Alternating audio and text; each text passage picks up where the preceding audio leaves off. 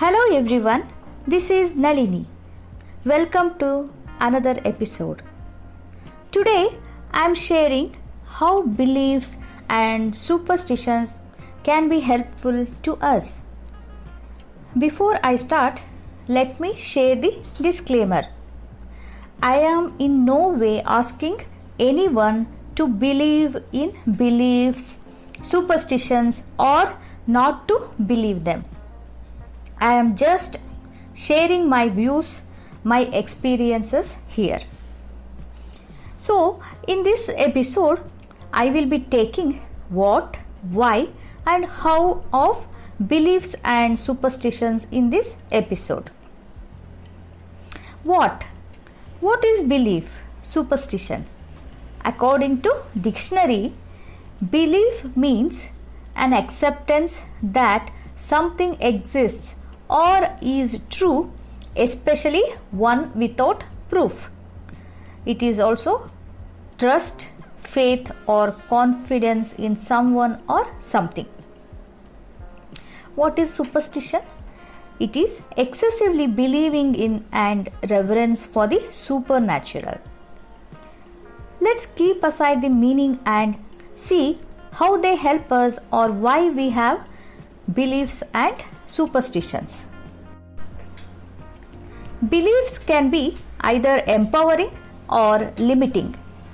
The beliefs that help us in some way are empowering beliefs.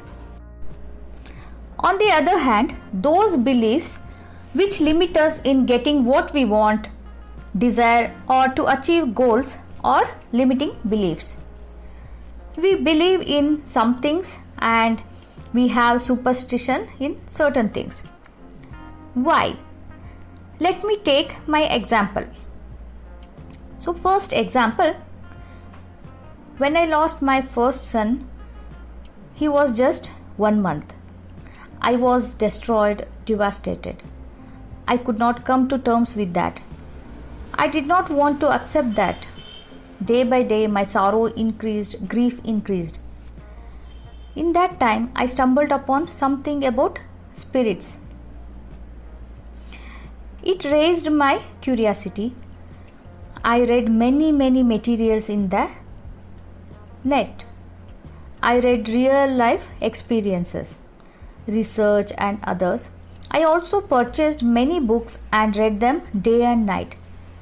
They were all about the real experiences either written by themselves or written by people who systematically recorded and kept the account of millions of people all over the world.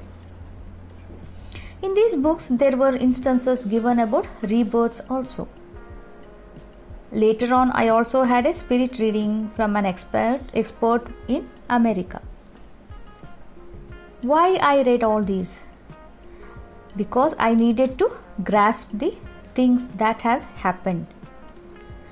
How these helped me? By reading these, in a way, slowly I started accepting the fact that he is no more with us. I was thinking about his rebirth.